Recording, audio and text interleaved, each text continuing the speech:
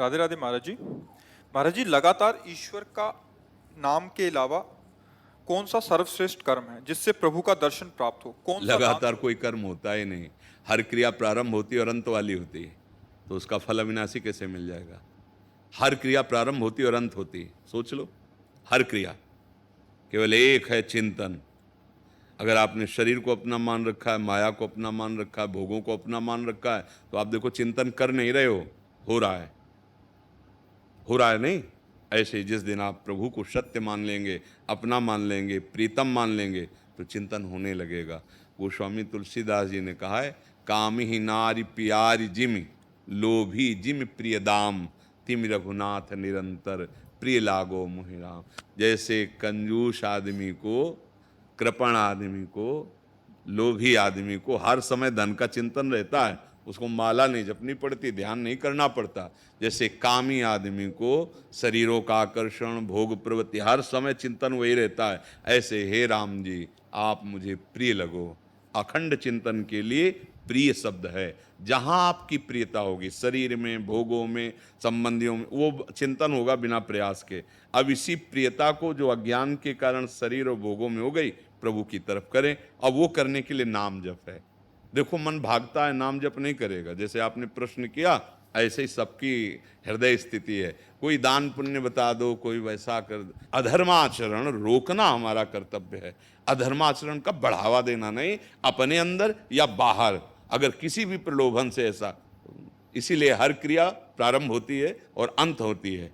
देख लो कोई भी क्रिया हो, तो उस क्रिया से अनंत अविनाशी को नहीं प्राप्त किया जा सकता। हाँ, उसके भाव में भरकर हर क्रियाएं उसको समर्पित करते हुए उसका स्मरण, तो भगवत प्राप्ति का हेतु हो जाएगी। किसका प्रश्न था, आप समझ पा रहे हैं? कोई संशय इसमें? महाराज जी, थोड़ा थोड़ा समझ पाई हूँ, क्योंकि पेशे से मैं डॉक्टर हूँ, लेकिन मुझे ऐसा लगता है कि अभी भी ना लक्ष्य प्राप्त नहीं हुआ कि इस धरती पर देखो, अगर आप डॉक्टर हैं तो मरीज को आप भगवान का स्वरूप मानिए और उसकी सेवा, भगवान की पूजा मानिए।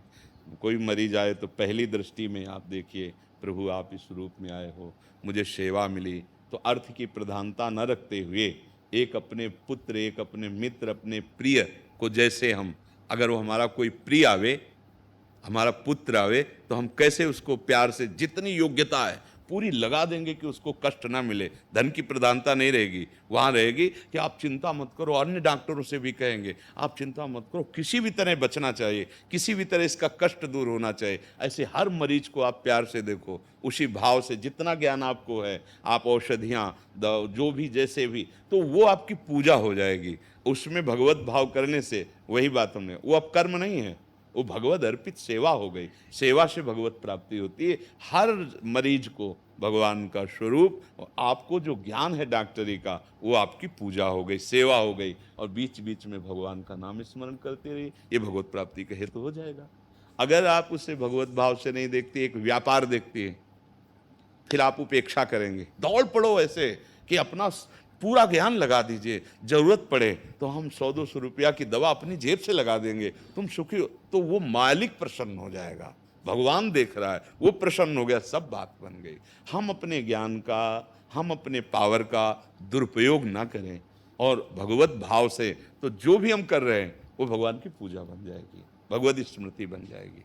पर धन्यवाद है आपको कि आप ऐसे कार्यों में रत होकर भगवान की प्राप्ति की चाह रखती है, आप भजन की तरफ झुकाव रखती है। नहीं, ऐसी विलासिता फैल रही है कि केवल धन और भोग चिंतन और शरीर संसार को सत्य मानना, यही एक भ्रम ऐसा दृढ़ होता जा रहा है कि ये सतमार्ग, भगवत प्राप्ति, भजन, धर्म, ये सब, क्योंकि इतना अपवित्र मन हो गया कि इधर चलना ही नहीं चाहता, इधर सोच ही नहीं हो पा रही है। पर जैसे आप लोग बड़े भाग्य हैं कि आप धर्म की बात सुनना चाहते हैं, आप संत समागम करना चाहते हैं, आप भगवत प्राप्ति की कहीं ना कहीं, तो यहाँ आने का मतलब क्या है भाई? यहाँ आए तो इसका मतलब कहीं ना कहीं आपके कोने में भगवान के प्रति प्यार है। नहीं, हमसे मिलने की जरूरत क्या है? क्या हमारे पास है?